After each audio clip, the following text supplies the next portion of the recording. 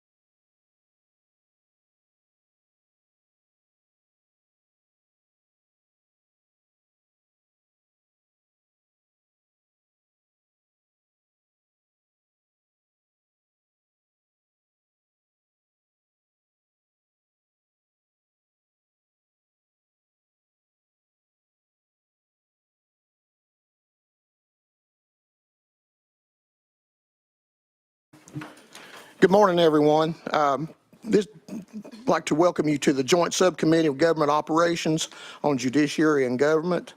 At this time, we call the meeting to order for November the 20th, 2024. And Mr. Clerk, if you would please take the roll. Senators Bowling. Senator Bowling is present. Senator Jackson. Senator Jackson is present. Senator Oliver. Senator Oliver is present. Chairman Roberts. Senator Taylor. Senator Taylor is present. Chairman Rose. Representatives Bolso. Bolso is present. Chisholm. Clemens. Clemens is present. McCalman. McCalman is present. Vice Chair Eldridge. Here. Vice Chair Eldridge is present. Mr. Chairman, you have a quorum in both chambers. Thank you, Mr. Clerk. Before we start this morning's business, is there any personal orders or announcements from the members? Seeing none.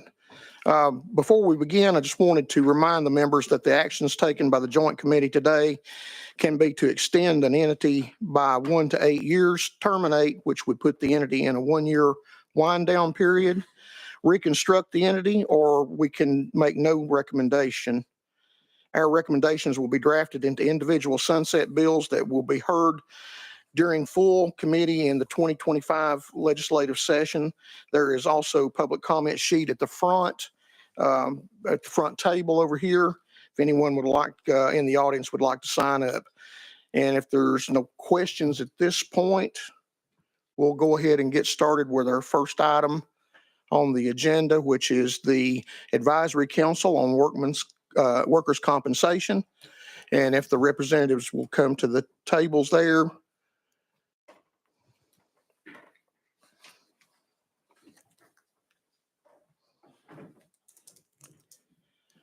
And if you would, please just make sure your mic is on. And if you would state your names and positions for the record, please. Good morning, Chairman and members. I'm Roy West, Chief of Staff for the Tennessee Department of Treasury. I'm joined today by Allison Cleaves, the Assistant Treasurer for the Division of Legal Audit and Compliance, and Kevin McNillis, the Administrator of the Advisory Council on Workers' Compensation. We are pleased to be here on behalf of the Department of Treasury and the Advisory Council on Workers' Compensation. The purpose of the council is to provide information, research, and recommendation regarding workers' compensation issues in the state of Tennessee. At the request of the General Assembly, annually, the council reviews and recommends make comment on legislation concerning workers' comp in the state of Tennessee. Additionally, the council annually creates a report of Supreme Court decisions regarding workers' comp in the state. We stand ready to answer any questions you may have. All right, we've heard President. Okay, and Senator Bowling. Thank you. And you'll have to instruct me in this. I think I just killed your mic. If you would turn it back on. You all have to bear with me as well, okay? Are we there? Thank you all very much. And I have a question that is related to workman's comp, and a question to determine if whether I need to introduce some legislation or if, in fact, this issue is already covered. A lot of our police officers have a duty to intervene, and that's determined by the counties and the precincts of those officers. Not all areas have that duty to intervene.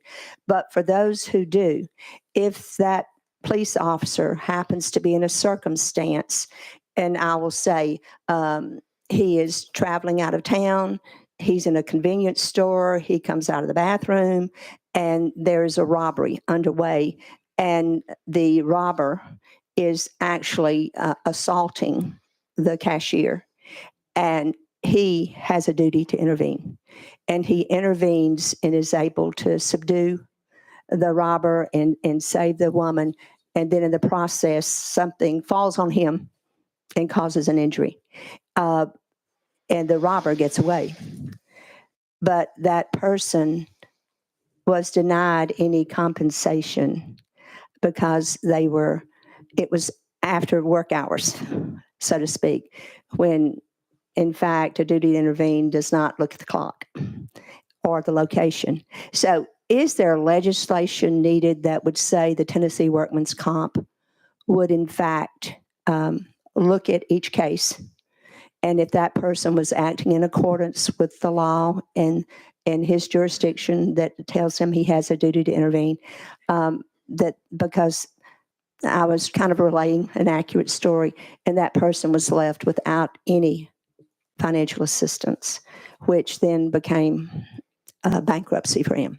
So is there legislation that should have covered that?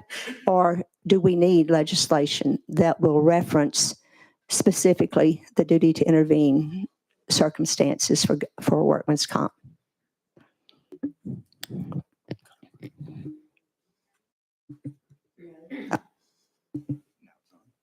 Good morning. Yes, let us take a look at that. I thank you for bringing it to our attention, and we'll see what the state of the law is and whether or not there needs to be any clarification. We will get back to you as soon as we can. We appreciate it. Thank you very much. Are there any other questions from the members? All right, seeing none. Are there any public comment? And seeing none, do we have a motion? Representative Bolso, what is your motion for? Thank you, Mr. Chairman. My motion is to extend the Advisory Council on Workers' Compensation for 6 years. Okay, we have a motion. We do have a second. Mr. Clerk, if you would, please take the vote in the Senate. Senators Bowling, Aye. Senator Bowling votes aye. Senator Jackson, Senator Jackson votes aye. Senator Oliver, Senator Oliver votes aye. Chairman Roberts, Senator Taylor, Senator Taylor votes aye. Chairman Rose, Mr. Chairman, you have 4 ayes in the Senate. All right, and if we would take a voice vote in the House, please.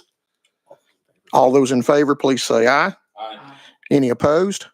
The ayes have it. And this will move out with a 6-year extension. Thank you all.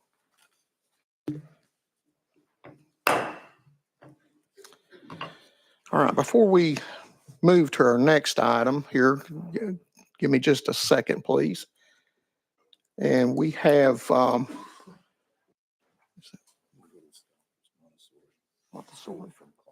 okay. We have a group back here with us in the back. And if you all would please stand up. These little scholars from Montessori from Clarksville, 2nd grade class. And Jamie Shanks. Hey, Jamie, thank you all for bringing everyone out today, and hope you enjoy it. Thank you all.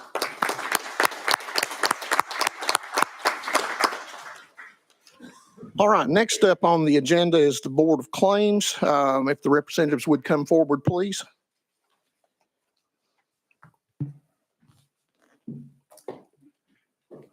Okay. And again, if you would, please make sure the mic is, which I see your mic is on. State your names and positions for the record, please.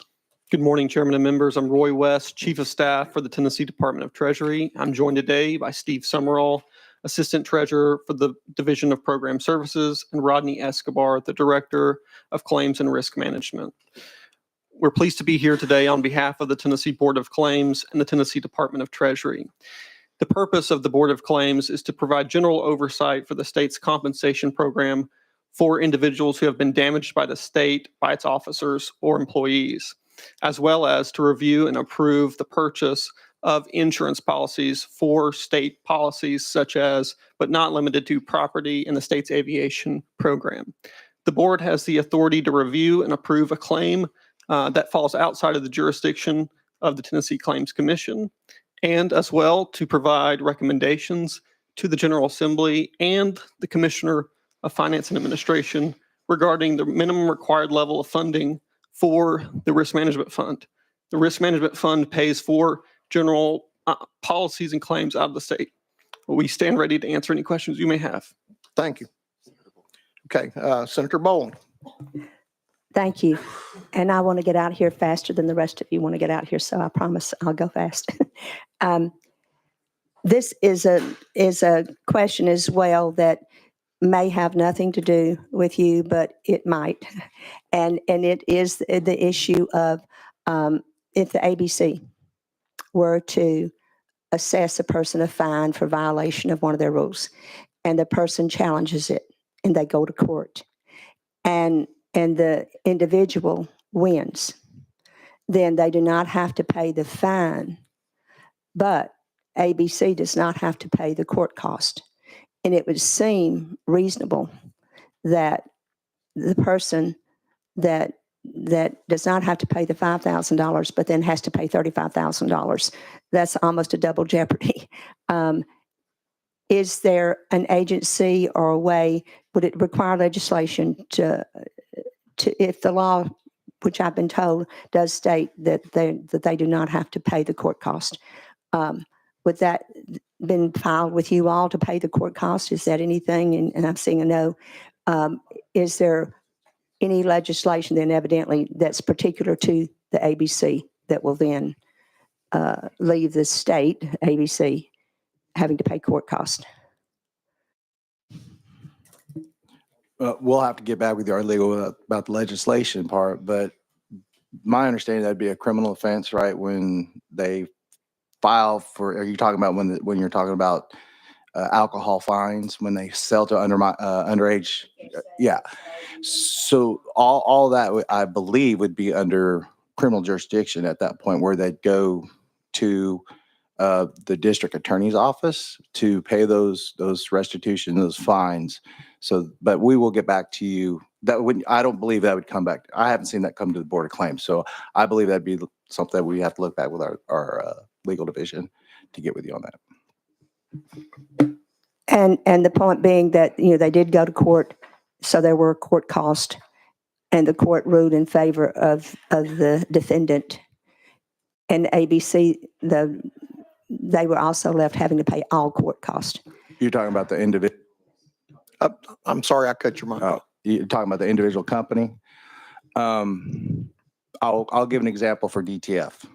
Okay, there has been some claims with DTF. I haven't seen with ABC, where they seized money, drug money, and they won the case. The money was used for something else, right? Because they already seized it, and they maybe purchased equipment or something like that. Then they filed in the Claims Commission, not with the Board of Claims, but the Claims Commission for that money back. Ultimately, that we had to pay back that money to that individual. So I'm not too sure if that's something that's equivalent to it, because it was, it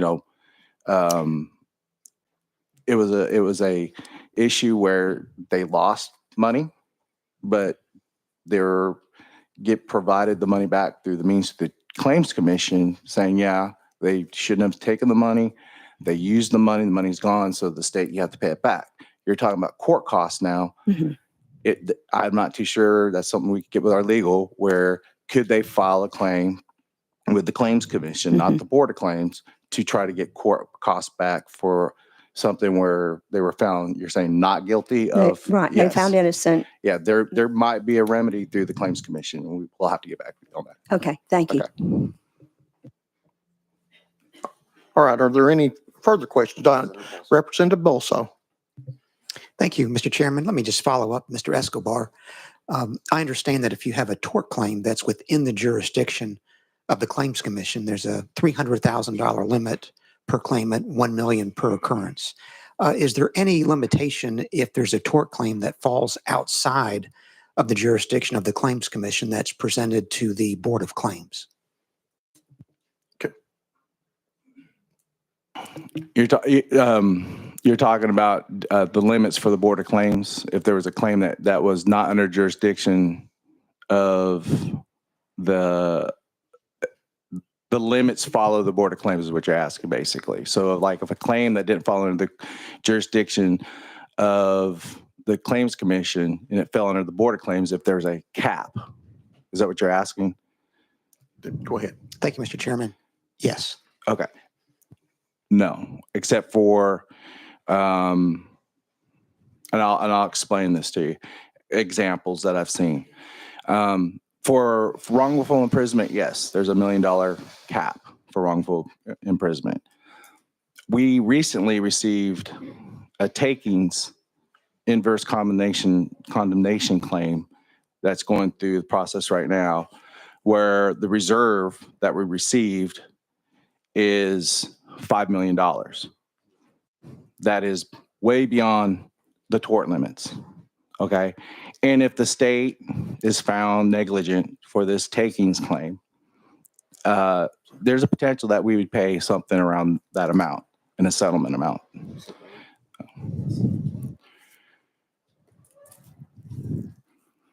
Any further? There's employment law.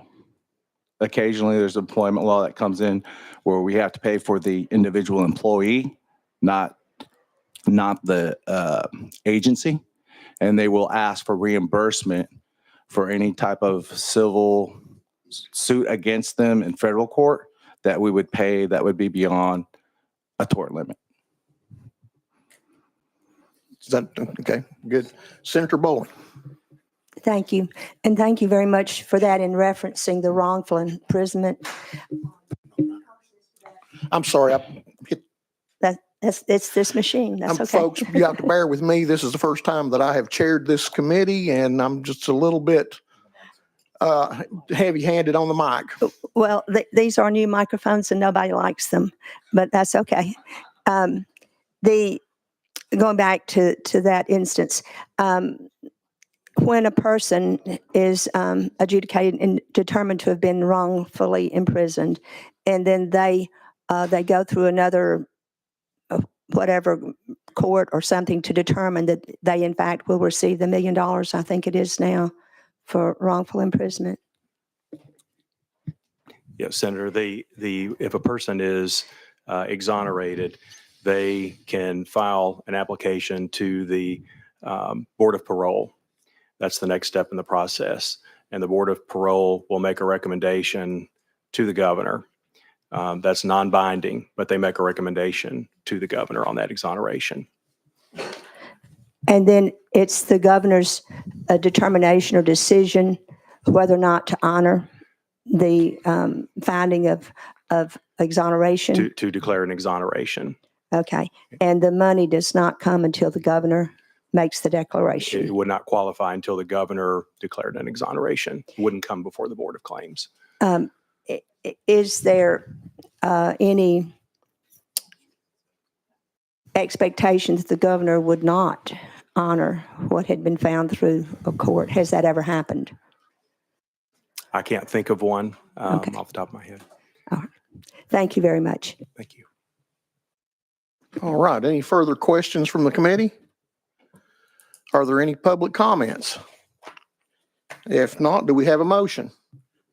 Representative Boso. Thank you, Mr. Chairman. I move that we extend the Board of Claims for 6 years. We have a motion and we do have a second. If the clerk would please take a voice vote in the Senate, please. Senators Bowling. Senator Bowling votes aye. Senator Jackson. Senator Jackson votes aye. Senator Oliver. Senator Oliver votes aye. Chairman Roberts. Senator Taylor. Senator Taylor votes aye. Chairman Rose. Mr. Chairman, you have 4 ayes in the Senate. All right. If we could please have a voice vote in the House. All in favor, please say aye. Any opposed? The ayes have it. The board will move out with a 6-year extension. And thank you all today. Yes, Senator Taylor. If I could just take a point of personal privilege, my friend Steve Summerall is here.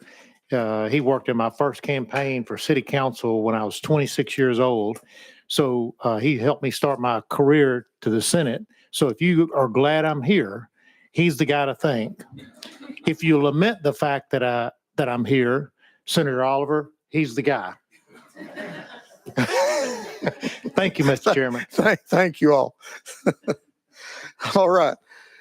We'll move on to item number 3 on our agenda, the Tennessee Claims Commission.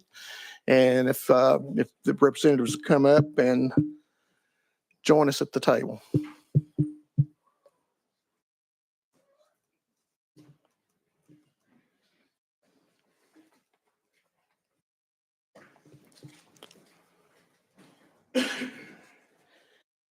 And And if you would, please make sure your mic is on and state your name and position for the record, please. Oh, I think you turned it back off there. There you go. Okay. Good morning, Mr. Chairman and committee members. My name is Jim Hamilton. I currently serve on the Claims Commission. I serve in West Tennessee. There are 3 claims commissioners. I serve in West Tennessee. Commissioner James Haltom, who is here with us, serves in Middle Tennessee, and Commissioner Bill Young serves in East Tennessee. The commission was created by the legislature in 1984. The purpose of the Claims Commission is to hear monetary claims that are brought against the state. We hear negligence claims, we hear breach of contract claims, we hear workers' compensation claims, and criminal injury compensation claims. Since we were created, the commission is referred to as an administrative tribunal. So since we were created by the legislature, we're subject to the sunset provision. So we're scheduled to sunset June 30 of next year. So we're here today asking for an extension of the Claims Commission. All right. We're Do happy we to have, answer any question you might have. thank you. Do we have any questions from the members? Senator Bowling. Thank you, and thank you for being here. So it was your commission that determined a wrongful imprisonment had taken place?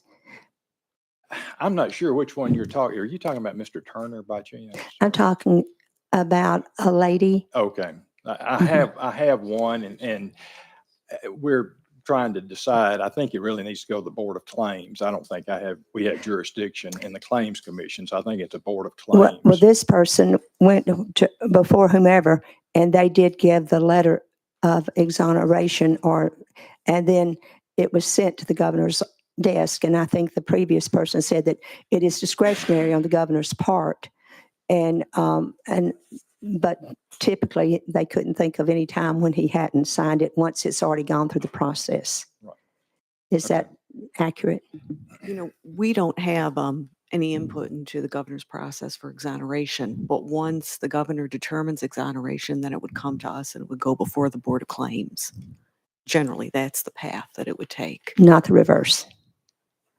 No, the statute relative to wrongful imprisonment indicates the person has to be exonerated, and that's done by the governor.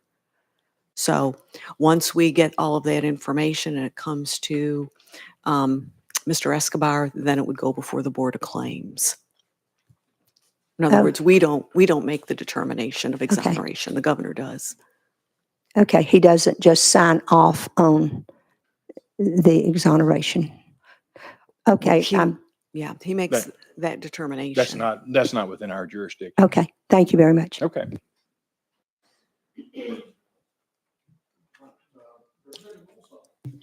Thank you, Mr. Chairman. Commissioner Hamilton, let me ask you this. I understand that most governmental entities purchase insurance to cover any potential liability up to the limit of $300,000 per claim or $1 million per occurrence. My question is, does the Claims Commission keep track of the policies that are issued to those entities or the cost of the premiums to the entities? The Board of Claims is the appropriate entity that approves insurance for state agencies. So the Claims Commission is a body that individually adjudicates claims filed against the state for acts or omissions of state employees. The Board of Claims is the body that approves the insurance for state government and state agencies. Okay, thank you. Any further questions from the members? Any public comment? Seeing none, do we have a motion? Representative Bolso. Thank you, Mr. Chairman. I move that we extend the Tennessee Claims Commission for 6 years. We have a motion and we do have a second. If the clerk would please take a voice vote in the Senate. Senators Bowling. Senator Bowling votes aye. Senator Jackson. Senator Jackson votes aye. Senator Oliver. Senator Oliver votes aye. Chairman Roberts. Senator Taylor. Senator Taylor votes aye. Chairman Rose. Mr. Chairman, you have 4 ayes.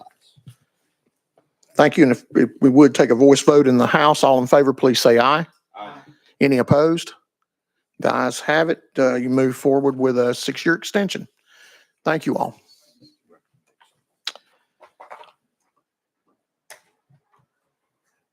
And I did fail to mention earlier that Senator Roberts will be joining us hopefully here pretty soon. So if we would, we'll move on to item number 4, which is the Tennessee Community Resource Board. If you all would come forward.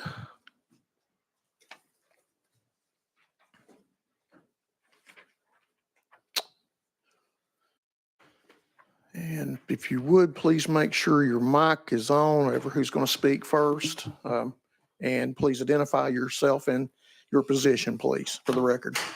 Good morning, Chairman. I'm Elizabeth Foy, Deputy General Counsel with the Tennessee Department of Correction. With me this morning are Ashley Fuquay, the Legislative Director with the department, J.R. Davis, to my far left, Chairman of the Tennessee Community Resource Board, and Genevieve Muckle, member of the board. We are here to request that you renew the Tennessee Community Resource Board for an additional 8 years. The TCRB was statutorily created in 1985 and is administratively attached to the Department of Correction. Excuse me, I've got a little frog in my throat this morning. It has been in continuous operation since 1985.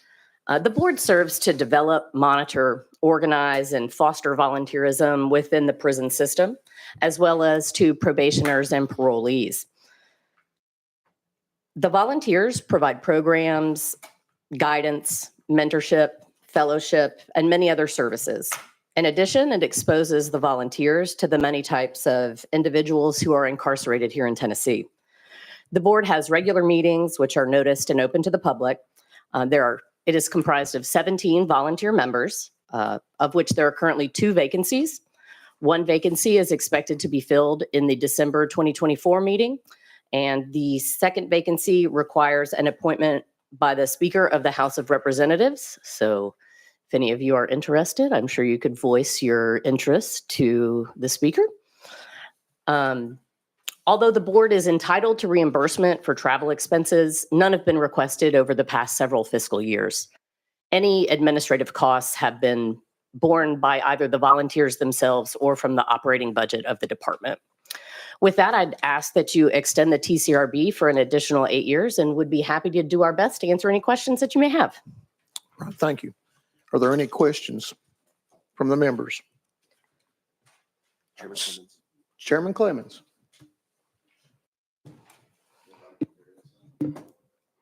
I'll make a motion to replace these microphones in a minute. See bipartisanship at work already. My questions are, you organize the volunteers who work in our prisons. I mean, you probably have a more unique perspective from an outsider's perspective, or your members do, and the volunteers that they organize about what's going on in our prison system. So a couple of questions I have are, one of your goals is to make sure that these soon-to-be returning citizens are able to reintegrate into society and our communities as productive, law-abiding citizens. Do any of your members or the volunteers from whom you've heard have any opinions about whether or not these individuals should be given the right to vote upon their release to make sure they are active members of our communities? Yeah, I'll be happy to answer that question. I would say that the majority of our board members would be in favor of that. We've not actually polled that particular question, but that does come up occasionally. We do know that they are allowed to apply apply to get those rights back. And the ones that I'm aware of who have applied to get their voting rights back have received them. I just don't think it's a well-known idea that they can get those voting. So we're trying to let them know, yes, you can apply for it. Okay, Chairman. Thank you, Mr. Chairman. Yeah, I appreciate that. And I think many people would probably share those sentiments with the board, though we do have a very complicated process to get those rights back. And then I'm sure your board may even facilitate trying to educate them on that in some manner, but it is very complex. And as opposed to other states, we don't grant them that right immediately upon their release and Sure. time of service. My next question is, one of the answers in here on number 17 on page 4 was volunteers have a keen sense of the climate of each prison they represent. So I'm just curious as to whether or not you've heard concerns about any particular prisons in which your volunteers serve, as to the climate with regards to safety or availability of rehabilitation programs. How I would answer that question is, as you know, we have a new administration, and from, I believe, almost day one, the new commissioner has taken strides to straighten out any concerns that there are across the state. And from our perspective, it looks like they're working diligently to create not only staffing, but leadership with the wardens, assistant wardens, that are, and they have a tough job, as you well know, but that are keen on understanding what their job is as far as their punishment has been made to, their punishment for their crimes is to go to prison. The Department of Corrections is to rehabilitate and put the 98% of them out when they are paroled or released so that they are productive citizens. So I believe my feel is that the administration is working hard to remedy any of those concerns that have been in the past, and there certainly were in the past. Chairman. Thank you, Mr. Chairman. Yeah, I appreciate that response. You know, I'm a big believer. The 3 prongs of the prison system are punishment, deterrence, and rehabilitation. Often the latter gets overlooked, and we don't invest enough money in that traditionally. And in the prisons I've visited, they have some great programs, but they're small programs. And, you know, when you have conditions for release and things like that, you have a long waiting list and you know, an insufficient amount of programming. So I appreciate the work your board does to coordinate those volunteers providing those services. I would love to see further investment and make rehabilitation programs more available to more in every facility. So to the end that y'all are assisting with that, I greatly appreciate it. And I would just ask, have y'all provided a report from your insider's knowledge or your perspective to the governor, to the state legislature, detailing what you see as needed or what would be more helpful in the rehabilitation realm within our prison system? I've been chairman since 2020, and we have not done that in my chairmanship, but I think that's a great idea. We'd love to do that. Yeah, I would greatly appreciate that. I think that would be a great perspective for many of us. You know, many of us have visited prisons and been in there and seen some of these programs, but I think getting a regular report about what's missing, what could be done better would be very helpful and insightful. So thank you, Mr. Chairman. Thank you. Any further questions from the members? Are there any public comments? Seeing none, do we have a motion? Representative Bolso. Thank you, Mr. Chairman. I move that we extend the Tennessee Community Resource Board for 6 years. We have a motion and a second. Is there any discussion on the motion? Seeing none, we'll take a roll call vote in the Senate, please, Mr. Clerk. Senators Bowling. Aye. Senator Bowling votes aye. Senator Jackson. Aye. Senator Jackson votes aye. Senator Oliver. Aye. Senator Oliver votes aye. Senator Roberts. Senator Taylor. Aye. Senator Taylor votes aye. Chairman Rose. Mr. Chairman, you have 4 ayes in the Senate. All right. We would please take a voice vote in the House. All in favor, please say aye. Aye. Any opposed? The ayes have it. The board will move forward with 6 years extension. Thank you all. All right. Next up, we have item number 5, the Interstate Compact on Detainers. And I see we're already at the table and ready to go. So if you would, please state your name and position for the record. I am still Elizabeth Foy, the Deputy General Counsel with the Department of Correction. And to my right is still Ashley Fuqua, the Legislative Director for the department. And we are here this morning to request that you extend the Interstate Compact on Detainers for an additional sunset period. The ICD originated in the 1950s, and the Tennessee General Assembly adopted it in 1973. All 50 states, the federal government, the District of Columbia, and a variety of territories are parties to the compact. The ICD allows for a streamlined and swift process for inmates to be transported to other locations to answer for pending charges. It also allows for district attorneys in Tennessee to request the transfer of inmates who are incarcerated elsewhere to answer to pending charges. This allows for swift resolution of the cases and avoids the more cumbersome and complex process of extradition. This compact is only for new charges and does not apply to probation or parole violations.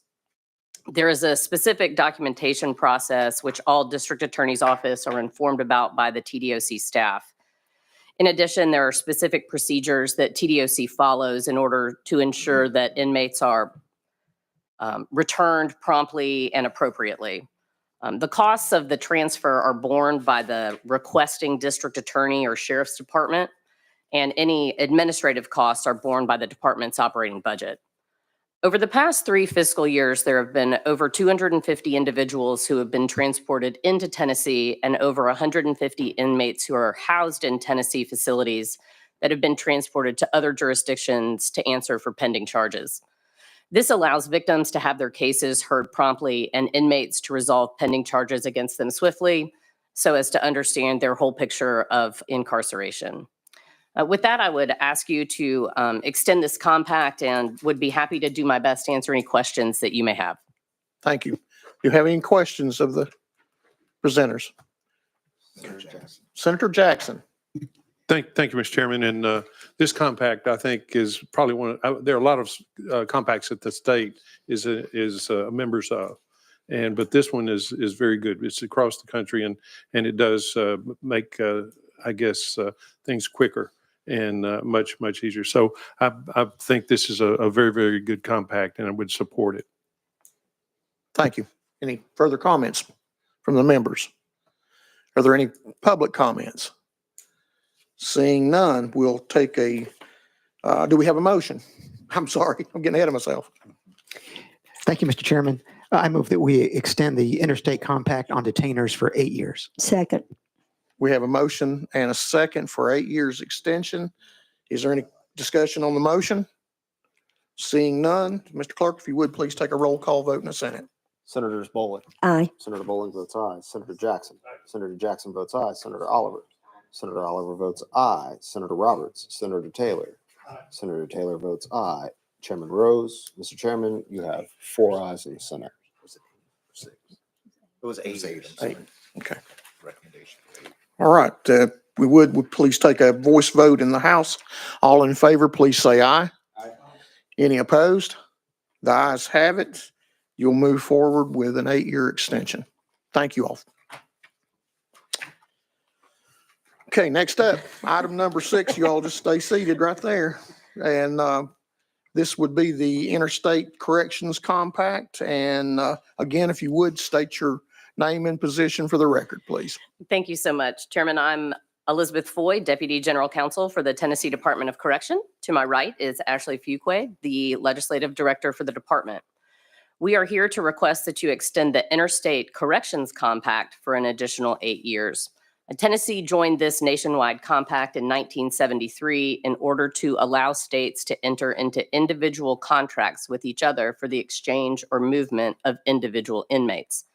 This provides the department and other departments within other states some options when there are security concerns, programming needs, or other matters for consideration related to specific inmates. Tennessee currently has 17 inmates participating in this compact, with 12 out-of-state inmates residing here in Tennessee and 5 inmates who were sentenced in Tennessee residing in other states. We have specific agreements with a total of 21 states, though we are only utilizing a handful at this time.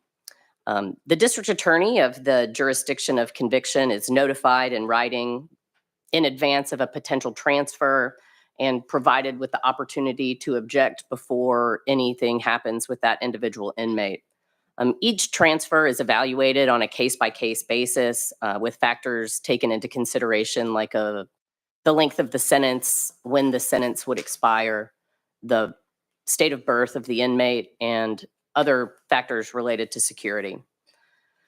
The transferring state, who is otherwise responsible for the expenses of the individual inmate, continues to bear the financial responsibility of the inmate upon transfer out of state.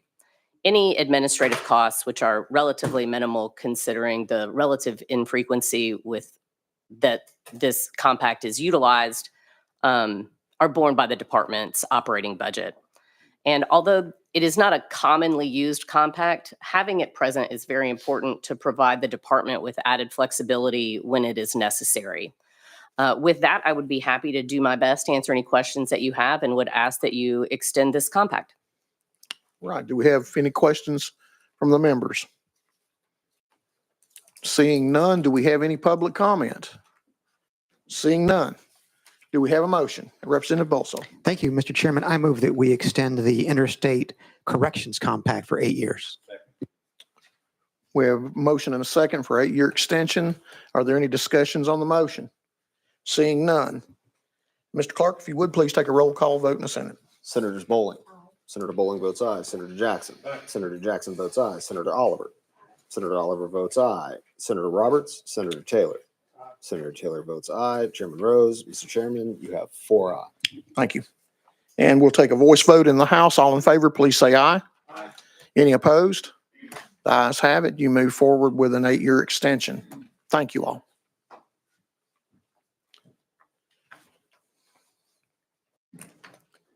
Next up, we have the Department of Corrections. This item on our agenda, it is a follow-up hearing. There will be no motion, or no motion is needed, or a vote will be taken. And if you would.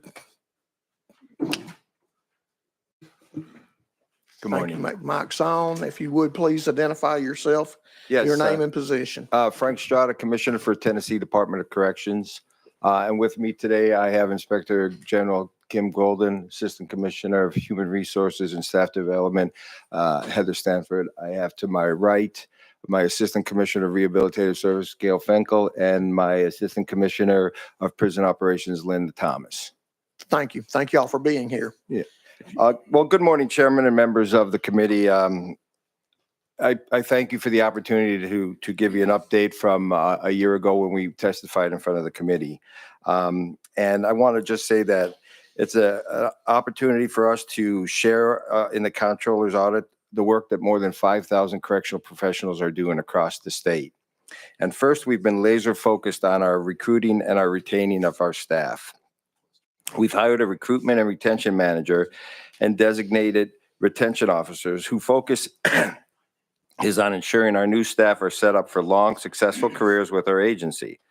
Currently, we have about 651 correctional officer vacancies across the state.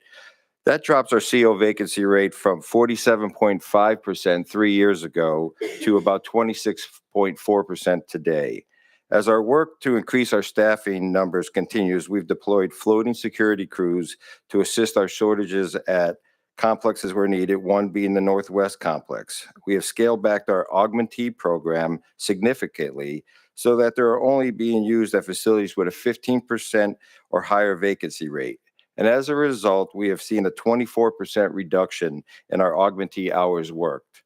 We have held numerous rapid hire events in each region of the state and made dozens of job officers on the spot. We've been engaged in aggressive advertising campaigns that encourage qualified candidates who are interested in a career in law enforcement to join our team. To make sure our message is reaching a wide audience as possible, we've saturated the media markets, and you've probably seen in some of these commercials. Our campaign has included advertising on more than 125 radio stations, 95 newspapers, 37 television stations, and at least 24 billboards along the interstates in each region. We have placed in ads in every major social media platform, city buses, gas station pumps, movie theaters, and driver license locations, just to name a few. We've taken extraordinary steps to enhance the safety of our staff and our inmates. We've invested more than $12 million in safety equipment such as body armor, additional metal detectors, more radios, mail scanning devices, just to name a few. We've made significant gains in the prevention and detection of contraband inside of our facilities, which resulted in a 25% decrease in these contrabands. That means fewer cell phones, fewer drugs, and fewer weapons are making their way into our prisons.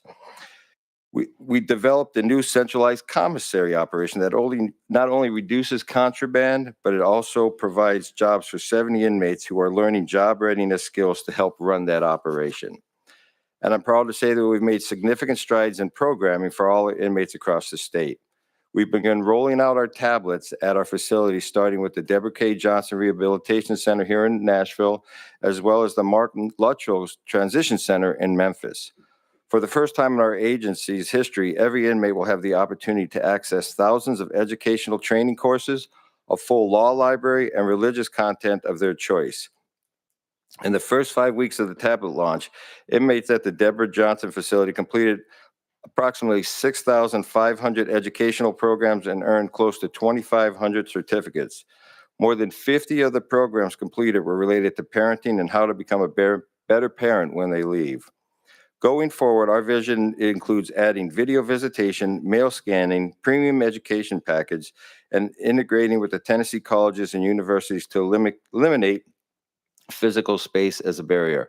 We were also able to reduce the cost it costs for an inmate to communicate with its families from 11.5 cents to 7.5 cents. In order to reduce the wait list for our programming, we've created a statewide register that allows for increased participation in various programs. As a result, our wait list has been reduced by 30%. As more programs become available with the introduction of tablets, we expect to see a greater reduction in our wait list. Increased oversight for reentry staff, as well as improvements in vital document processing, has resulted in an 11% increase in inmates releasing with vital records.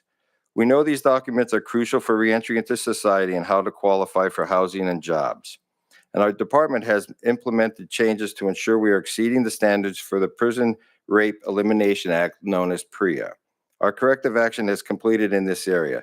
Policies, audit procedures, and trainings have been updated to strengthen and clarify PREA processes to ensure continued compliance with the Department of Justice standards. All of our facilities are audited by the Department of Justice every 3 years and are certified to meet or exceed PREA standards. Audits are required to occur on a regular cycle, and since our last appearance before the committee, 5 facilities were recertified by the Department of Justice. Although not part of our original plan of correctional action, we've also chosen to implement PREA oversight positions under our Inspector General's office, who will conduct weekly monitoring statewide. And of the 36 corrective action steps submitted last year, we have completed or made substantive progress in nearly 90% of them. These are just a few of the things that we've accomplished since our last meeting. And at this time, Mr. Chairman, we're happy to take any questions that you or the committee have. Thank you. Any questions? Senator Taylor, you're recognized. Thank you, Mr. Chairman.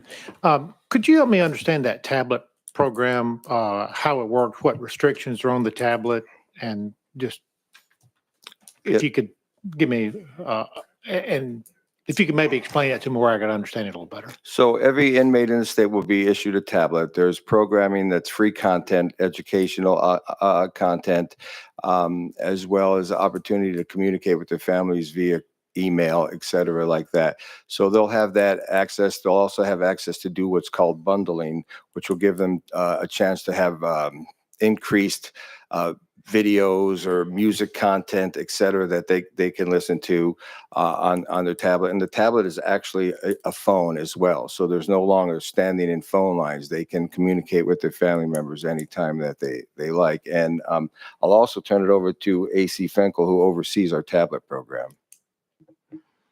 So in addition, in addition to everything that the commissioner shared, the tablets provide every single inmate with access to law library, religious content, and educational programming. It's on a closed network, and there is no Wi-Fi capability, so they can't get outside. The content is housed on a closed network for the streaming that the commissioner mentioned in these bundle packages that are available. Okay, Senator, go ahead. Thank you, Mr. Chairman. So help me square the fact that it's not connected to the internet, Mhm. but if I understood correctly, they can use it to email and use it as a phone. So help me square that. It's cellular, so there is a 4G network set up, and they cannot get out into the World Wide Web on the cellular signal because there's no access to the internet. All of the so they can make phone calls and they will be able to enable video visitation, but the content is housed on a closed network. It's like its own little internet, if you will, where they can stream whatever content's available. If the content's not in the library, they wouldn't have access to it. Kind of like being on an airplane. Okay. Go ahead, Senator. Thank you, Mr. Chairman. So how then are they able to make a phone call and do video visitation? Via the cellular connection. So there's a cellular boost. So each one of the tablets can make a phone call using that cellular capability. Go ahead, Senator. Thank you, Mr. Chairman.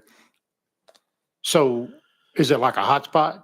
It is like a hotspot. There's no, well, it's a cow, so it's a cellular boost. There's no way to access a browser window, if that makes sense. So if you're trying to make a phone call and you don't have Wi-Fi capability, you can't get on the internet when you dial your old flip phones.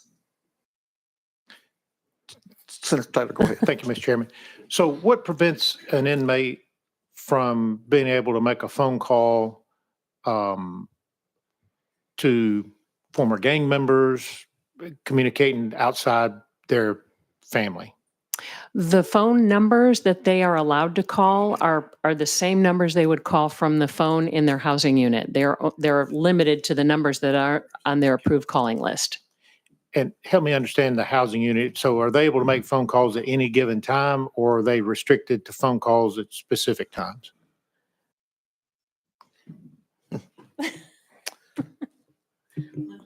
I'm going to go ahead. Yeah, Thanks. Assistant Commissioner Linda Thomas. The inmates, we open the phone lines up at certain hours. So when the inmates are in their cells, no, they cannot make phone calls. Okay. Any further questions? One last question, Mr. Chairman. And the emails, are the emails filtered before they go out outside the prison? Yes. Mr. Chairman, I won't ask another question, but you gave me all the right answers, but I will just tell you, perception-wise, when I heard that inmates were given tablets, the perception of that is bad. I mean, as somebody who's not in the correction industry, and I'm just an average Tennessean, and I hear that inmates are being given tablets, I'm thinking, well, they're, sitting there doing what college kids would do with tablets, and that's why I wanted to ask the question. So you've given me all the right answers, but I wish there were a better way to package that than just tablets for inmates. Well, I can assure you that this is not something new in corrections. It's just something that hasn't hit Tennessee for a while, right? But the tablets are a tool that will help us in the rehabilitation of our offender population by giving them, and especially our inmates that have done it at Deborah K. Johnson. They are just doing educational program after educational program. It's a way for us to get more content to a population when you only have certain types of classrooms and you can't get as many in there. This gives us that conduit. It's no different than 25 years ago when email first came inside of prisons. Everybody was, but now it's normal. This company that we're working with has worked in state facilities and federal facilities across the country, and everything has been vetted. So I will say, as Commissioner, I feel very comfortable with what we're doing with the tablets, and I think it not only will it benefit the inmate population, but some of the things that we're also going to be do with this tablet is we'll be able to have all of our mail that goes to the inmates go to a centralized location, get open, scan back to the inmates, so our staff never have to come in contact with a letter that may be laced with fentanyl and other things. So it adds a level of protection for our staff. So there's benefits, and there's other things that we can do on this tablet that help us with investigations and prevent criminal activity from occurring. So there's a lot of benefits from the tablet. So you have to look at it through those lenses, and you'll see that it actually has a tremendous benefit for the inmate population, for the inmate's family, as well as our staff. Thank you. Any follow-up, Senator? No, just thank you for those answers, and that helps put my mind at ease, and I appreciate you. All right, Senator Oliver. Thank you, Mr. Chair, and thank you to the staff here and for your time here today. I don't want to just gloss over why we're here. You all were here a year ago because of maybe about 13 different findings and observations and having to come before us more frequently than other agencies. And so I do want to address some of those findings and how TDOC has been in the news lately also over this past year with negative press. And so one of those reasons you've been in the news is because of CoreCivic. Also because of an investigation by our U.S. Department of Justice investigating CoreCivic in Trousdale facility. Under our TCA code, it states that TDOC cannot run more than one private prison in this state. And CoreCivic currently runs 4 of our prisons. How are you all justifying letting them operate illegally 4 prisons under our statute? Kim Golden, Inspector General for the department. There's actually a case law that governs this. There is one private prison, and we contract directly with CoreCivic to run that facility. The other 3 facilities, we contract with the county to run those facilities, and the county then in turn contracts with the private entity of their choice. Senator. Thank you, Mr. So is that not in violation that we're still allowing a private company to operate within 4 different prison facilities? There's established case law that it is not. Okay. Thank you. Well, related to that, CoreCivic has also had to pay out many, many fines, especially over the past year. Just in August, $15 million. And you all just came before the governor to ask for $6.8 million. So when I look at these numbers, we are asking for more taxpayer dollars to give to CoreCivic when they are just actually giving money more than double back to the state. So why are we still allowing CoreCivic to be our main privately operated contractor for TDOC when they are pretty much been not very good at holding up their end of the bargain with their contract? Well, I'd have to disagree with the statement that they're not holding up their end of the contract. They have been a very good partner for the state. They offer us help with population management. We have our contract monitors in place where they're not meeting the contract, they get fined. We look at their issues, we take the corrective action needed, whether it's reducing population, bringing additional staff, visiting. We have a very good relationship with the CoreCivic leadership, both at the high level and at the local level. We visit their prisons many, many times. I think what gets caught up is because they're a private entity, but they do offer for the state, they help us with population management. And when you have 20,000 offenders in our care and custody, that's a partner that's needed. Senator Oliver. Thank you, Ms. Chair. I do have to disagree. They are not a good partner. They run Trousdale Turner with 188% turnover rate for our prison. They are also chronically understaffed. And because of that understaffing, they have had to turn over $29.5 million since 2022. Also, still under federal investigation. How do we call that a good partner for our taxpayer dollars? Well, I think some of that information is misleading. The 188% turnover rate, that's what that represents is they bring in staff for temporary duty assignments, which we call TDY. So they bring them from other facilities. They come in for a period of time work, and then other staff come in after them from other facilities. So it looks like staff are moving in and out of the institution, but it's only a temporary duty assignment. It's not a high vacancy rate. When it comes to the investigation, we've been working with the DOJ and providing them the information that they've requested. There hasn't been any determination as the outcome of that investigation. It's an investigation. And so to comment that they're not doing their job based on the fact that the DOJ is investigating is a little premature at this point because we haven't got a report back that says what they're doing right or what they're doing wrong. I know that from my contract monitors, I have visited every one of my state and private prisons at least a half a dozen times, very engaged in the operations, very, very focused on it. And again, I stand by that. I think they're been a very good partner for TDOC and the need that we have for population management. Senator Oliver. Thank you, Mr. Chair. Again, I want to state that none of our state-run prisons are under federal investigation. So I'll leave it at that. My other question is related to education and rehabilitation at Trousdale. Can you speak specifically to what is happening there as related to education and rehabilitation services being provided? Because I believe that was one of the findings that was in the audit last December. Yes, I'd like to turn it over to Assistant Commissioner Fenkel, who oversees that area. Good morning, Gail Fenkel, Assistant Commissioner, Rehab Services. So Core Civic, including Trousdale, offers the same evidence-based programming as TDOC facilities. They offer the same behavioral programs, from therapeutic programs to cognitive behavior.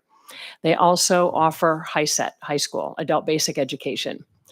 There are, within the Core Civic facilities, there are also career technical education programs, computer programming and building trades, et cetera.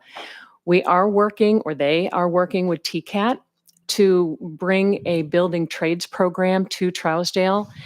They're waiting for an instructor. TCAT is waiting for the instructor to actually relocate to the area, but that program should start in January. Thank you. Thank you, Mr. Chairman. That's all Thank you. questions. Thank you. Next up on our list, we have Representative McCalman. Oh, you're good. Okay. Chairman Clemens. Thank you, Mr. Chairman. I was going to let this one go by, but then I heard the words good partner. You know, Core Civic is only a good partner for TDOC to the extent that they make your job easier.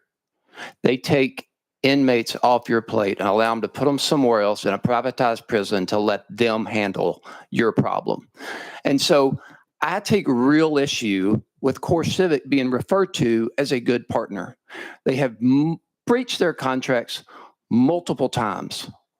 To the extent we have collected liquidated damages from them, it's probably nowhere near the damage and harm they have done to the inmates in their facilities.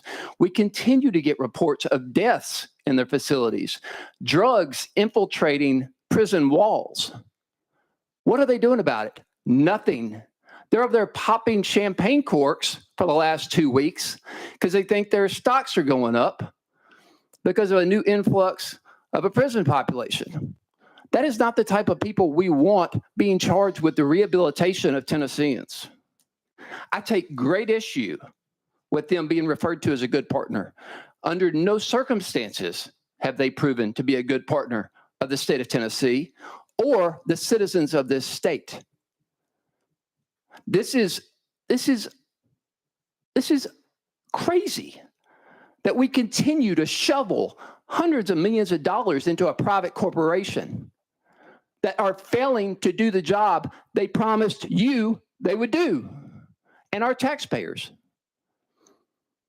I've been to Trousdale. I've gotten the whitewash tour. They have, you talk about a program that they're going to put in place. They've had a masonry program over there for years, but it takes like 30 inmates at a time, and there's a wait list like 4 years long. That is unacceptable. We cannot continue to do business as usual and maintain the status quo with regards to the people that are incarcerated in the state of Tennessee. I understand it makes your job easier to be able to just send them over to Core Civic and let them deal with them. But we have a duty as the state of Tennessee. They're a state actor. They can be sued as a state actor. They have been. And for full disclosure, I've sued them on behalf of inmates. But we have a duty to the people of this state to make sure our corrections department and facilities are run according to the law. They're under federal investigation for a reason.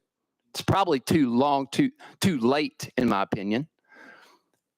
But I would like to see this state and this department take some responsibility for those with whom it contracts. And we hide behind this one state prison loophole and allow them to contract with county governments. But guess what? They're still getting state funds and still getting state prisoners. That is a blatant violation of the spirit of the one state prison, privatized prison law under the Privatized Corporations Act in this state. That is a blatant violation. And the legal precedent doesn't speak to that. It avoids it. This is something that needs a loophole that needs to be closed. The spirit of that law was this state would contract with one private prison. It didn't say, oh, well, we'll let them contract with a local government and we'll just funnel money through them and funnel state inmates through them. I am ashamed of this state for allowing this industry to be born here and prosper here and continue to this day. Thank you, Mr. Chairman. Would you like to respond? Well, I guess, I respect your opinion, Representative. I guess we're just going to disagree. I do consider them a partner. I don't believe we're putting our problems on them. We do work with them. We do work with them with population management. We do have programming there. Do they have problems? Yes, but our prisons have problems. We have contract monitors. We visit. We go out on audits. I have offered every member of this committee and other committees and you, Representative Clem, to tour Trousdale with me. I've asked 3 times. 3 times you have not responded to tour with me. I've asked you to meet on Trousdale and your concerns. You have not. I open that invitation to anyone. We're very transparent in what we do with whether it's the state prisons or the private prisons. I believe they are a partner for us in helping us manage the prison population. I think what happens is Trousdale just gets that name and everybody focuses on Trousdale. But they have made strides in reducing contraband. They have made strides in programming. And it's very evident. I can't comment on what occurred prior to my time as commissioner here, but I can tell you this much. Since I've been commissioner since January 2023, we have invested a lot of time, money, and resources in our partnership with Core Civic at Trousdale. There's not a prison in America that doesn't have the similar problems that we're having. But I believe the policies and the procedures that we have placed in this state and the workers and the reduction that we have seen in hard contraband has made a difference in the safety of staff and the safety of inmates. And I stand by my comments about the partnership and what we're doing in this department. So I guess this is just an opinion of agree to disagree, but I respect what you have to say. Thank you. All right, Senator Bowling. Thank you. And thank you very much for the visit yesterday with you. My question in listening to this is just to say, they had already started the PPP, the public-private partnerships in Tennessee prior to me coming on board. What was the perceived advantage? Do you know why they chose to even privatize one prison or whatever? What's the advantage of a private prison over a public prison? I think it had to do, I wasn't here during it, so it's hard for me to comment as to why they did what they did when it is, but a lot of times it's population management. When you have the amount of offenders you have in the state and the number of state beds you have, you privatize to assist you in the population management. And that's probably one of the things that they looked at. I can't comment because I don't know when that contract occurred. I don't know the specifics about it, but I do know that they help us with our population management. And the thing is if you want to bring them all back to the state prison, what you're going to have is you're going to have overcrowding. You're going to have people triple bunked. You're going to have an environment that's not going to be safe for staff and inmates. So there's a trade-off. And I think I think they offer us a service that we currently need. May I just converse? Yes, please. Thank you. Yes. Especially with this mic, it's helpful. Yes. The advantage then, predates you, and I knew it did, and I didn't know if anyone here had any concern or any knowledge of that. But the point is, how could it overcrowd us if we're paying the private prison? Then we would be paying ourselves rather than paying them. So whatever amount of money that goes to the private corporation would now be infused into your public system. And I don't know, do they actually have ownership of Trousdale, the prison itself? Yes. Who did they buy it from? So they coordinated that with the Kim Golden, Inspector General, sorry. They coordinated that with the county, Trousdale County. So of the 4 private facilities, we only have one facility, which is the South Central facility that we own the building. The other 3 are Core Civic owned facilities. In the contracting with Core Civic, is that done at the state? Do you all actually enter into that contract, or the Department of the Treasury? Who enters into that contract with Core Civic? So for the South Central facility, that is our contract directly with Core Civic or whatever private entity would be chosen. We go through an RFP process that is competitively bid. The other 3 are interagency agreements, contracts with the counties. So it would be Hardeman County and Trousdale County. Thank you, what is the cost per prisoner that the state pays out, whether directly to you, to the Department of Corrections, or to Core Civic? I don't have that breakdown in front of me. We can get that back to you. I'd appreciate Senator. the breakdown. And I would Sure. like to know if the breakdown includes medical cost. Does Core Civic pay all medical cost for prisoners under their jurisdiction, or is there a shift of the cost after 24 hours or whatever? I'm making that up. Sure, they are required by contract to provide medical care. Once an inmate is transferred outside of a facility to receive medical care, there are some costs that are shared with our medical provider. So the Department of Corrections ends up paying, once they ship them out, It a depends. portion. There's a certain dollar amount, up to $4,000 of inpatient cost are directly Core Civic's responsibility. Up to $50,000 of inpatient cost is the responsibility of the medical provider, and then the state is responsible for anything above the $50,000 mark. Okay, thank you very much. Okay, thank you all. Are there any further questions from the members? Seeing none, are there any public comments? Seeing none again. Again, members, there's no need for a motion or any action. This is a follow-up hearing for the department, and we thank you all for coming today. And at this time, there's no further business. We've concluded our agenda. Motion has been made to adjourn. We are adjourned. Okay.